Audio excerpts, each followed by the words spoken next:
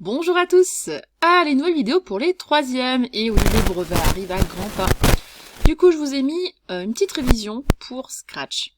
Pour cela, qu'est-ce que j'ai choisi? J'ai choisi l'exercice 5 du sujet qui est tombé en Amérique du Nord là cette année, donc il y a vraiment pas longtemps. Tout simplement parce que ça veut dire que ça peut être quelque chose qui pourrait justement arriver en France comme sujet. Et ça permet en même temps en plus de bien réviser, je le trouve extrêmement bien comme exercice. Alors bien sûr je ne peux pas vous mettre tout l'exercice en un seul bloc, on va le regarder un petit peu ensemble.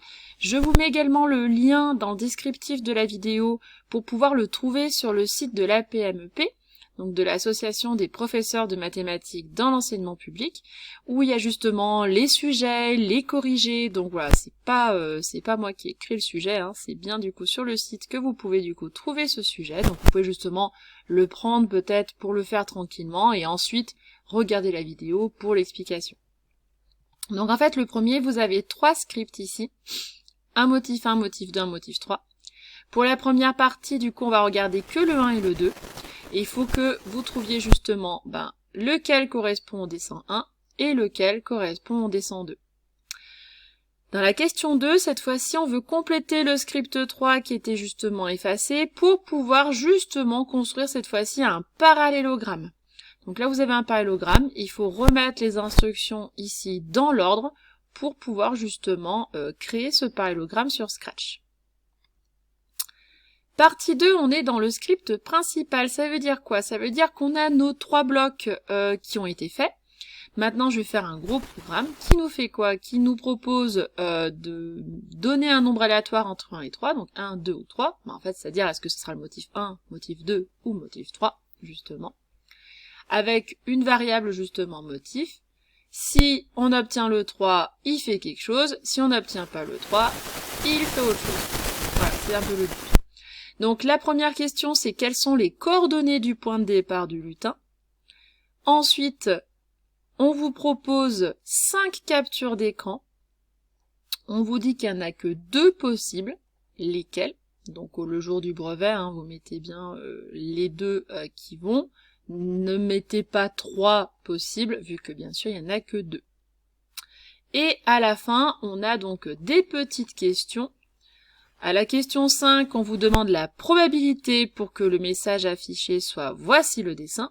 Et oui, comme on a un nombre aléatoire, on a de l'aléatoire, on a des probabilités. Et la question 6, cette fois-ci, on le lance 100 fois ce programme et on regarde un petit peu ce qu'on a obtenu. On a eu 40 fois « Voici le dessin », 60 fois « Perdu ». Donc on vous demande la fréquence de l'affichage « Voici le dessin », la fréquence de cette partie-là. Et ensuite, on vous demande pourquoi il est différent de celui que vous avez obtenu à la question 5. C'est-à-dire pourquoi on n'obtient pas la probabilité. Voilà, je vous laisse faire ça tranquillement et puis ensuite on passe au corrigé.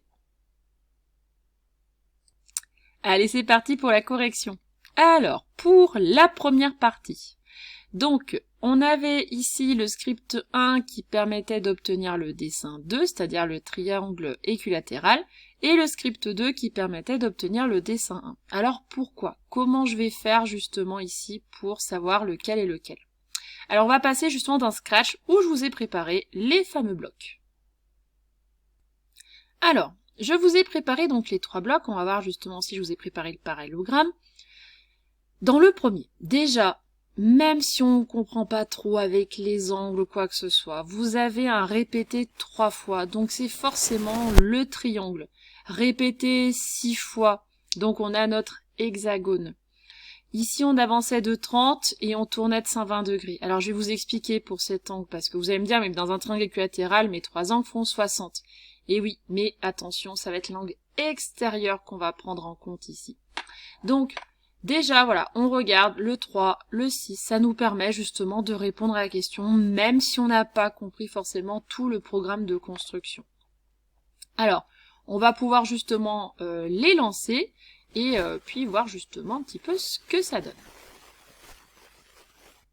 Allez, c'est parti pour le motif 1. Donc là, je vous ai mis des attendre une seconde, c'est juste pour voir un petit peu ce que fait notre lutin.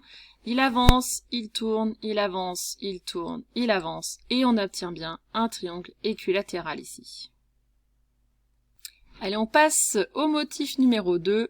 Donc là, on voit bien, il avance, il tourne de 60 degrés, il avance encore, il tourne de 60 degrés. Donc vous avez votre petit lutin comme ça qui avance progressivement. Il nous fait justement les 6 côtés de l'hexagone. Donc là, on voit bien justement à chaque fois notre figure à la fin. Donc là, je vous ai mis justement le dessin avec à chaque fois justement cet angle extérieur. C'est-à-dire que votre petit lutin, donc il commence ici, il s'oriente à 90, ça veut dire qu'il va à droite. Et là, en fait, quand il tourne, ici, il va tourner de 60 degrés de l'angle extérieur. Et c'est pour ça qu'il faut pas se tromper là-dessus en disant, bah là, c'est plutôt celui-ci qui va faire 120. Oui, mais il faut prendre en compte l'angle extérieur. Même chose dans le dessin ici avec le triangle. On avance à droite. On va tourner du coup de 120 degrés, puisque notre angle ici d'un triangle équilatéral vaut 60. Mais l'angle extérieur, ça fera 180 moins 60, et c'est pour ça qu'on obtient 120 degrés. Donc là, il faut faire attention, justement, sur ces angles extérieurs. Ça va être la même chose, du coup, pour le parallélogramme. C'est-à-dire que là, il fallait avancer de 30 pas, donc ça, on vous donnait le avancer de 30 pas. Et comme je suis dans cette direction, je vais prendre l'angle extérieur. Comme là, j'avais 60, bah, je fais 180 moins 60, c'est-à-dire 120. Donc, je vais tourner de 120 degrés. J'avance de 30 pas. Et arrivé à ce niveau-là, donc là, je ne l'ai pas fait, la flèche, mais on pourrait faire une petite flèche ici. Cette fois-ci, je vais tourner seulement de 60 degrés. Et puis après, je vais avancer de 30 pas. C'est pour ça que là, je le faisais justement 2 fois. Donc voilà, j'avance de 30, je tourne 120, j'avance de 30, et je tourne cette fois-ci de 60. On va le voir justement dans Scratch. Allez, on va essayer de se convaincre que ça nous donne bien un parallélogramme. Donc notre motif 3, donc on avance de 30, on tourne de 120 degrés, on avance de 30, on tourne de 60, et il recommence. Et là, on voit bien qu'on a un beau parallélogramme ici, ça fonctionne bien. Alors ensuite, notre grand programme principal. La question 3 était vraiment toute bête. On va regarder justement ici comment on fait pour trouver ces coordonnées. Vous allez voir, c'est pas des points à perdre le jour du brevet, c'est marqué dans le programme. Ensuite, à la question 4, vous aviez du coup donc 6 losanges ici, parce que ici du coup notre parallélogramme est un parallélogramme particulier. On avait 30 pas, on a tous les côtés qui sont égaux, donc on a un losange. Espacé de 60 pas, c'est-à-dire qu'on avance, on en fait un, et on avance de 60, donc ils n'étaient pas collés justement vos losanges. Donc là on va regarder justement sur le programme comment ça va fonctionner. Alors la question, vous demandez les coordonnées du coup du lutin, c'est ici, aller à x moins 200, y 0, ben ça veut juste dire qu'il est au point de coordonnées moins 200, 0. En fait, il y a un axe, alors qui n'est pas visible, mais du coup on a les coordonnées justement de notre petit lutin pour savoir à quel endroit il va commencer à faire la figure. Donc ça, c'est vraiment des points très faciles à voir, même si on n'a pas compris comment fonctionnait le reste du programme. Ensuite, donc on a ce fameux nombre aléatoire entre 1 et 3. Donc en fait, si c'est le 1, il va vous dire bah c'est perdu. Si on obtient le 2, il va vous donner justement encore comme quoi c'est perdu. Si on obtient le 3, là par contre, il va pouvoir répéter donc 6 fois le motif 3, c'est-à-dire le losange qu'on a vu tout à l'heure, et on avance de 60. Or, on va le mettre en route, on va voir ce qu'on obtient.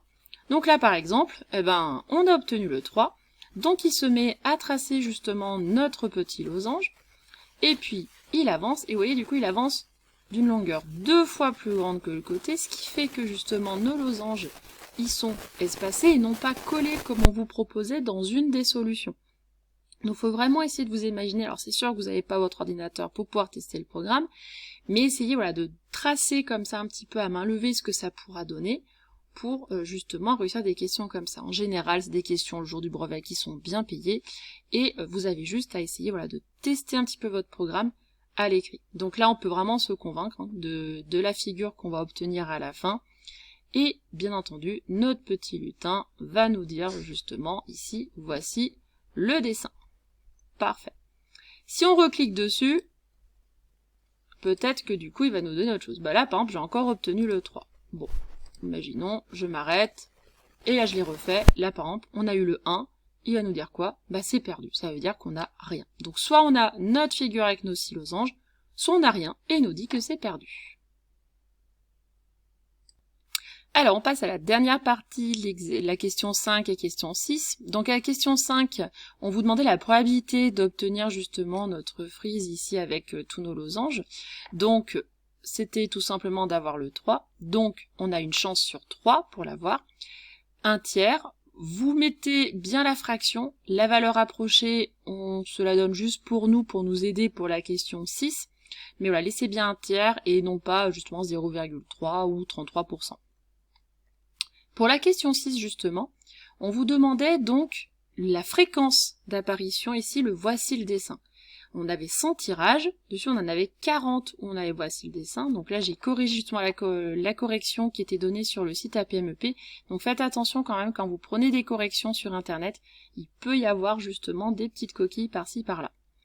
Donc là, 40 tirages sur 100, ça va nous donner donc 40 sur 100. Tout simplement, donc 40% qu'on pourrait donner, ou 0,4 en valeur décimale. Pourquoi on n'obtient pas la même chose?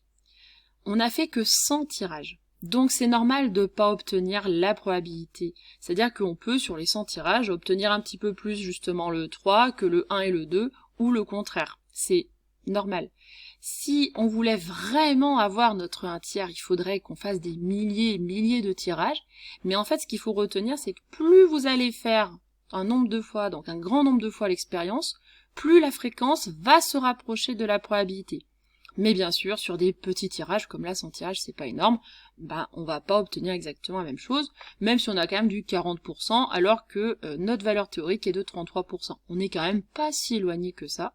Si on en faisait 1000 ou 10 000 et ainsi de suite, on va se rapprocher justement de notre une chance sur 3. Voilà, j'espère que vous avez bien compris. À bientôt!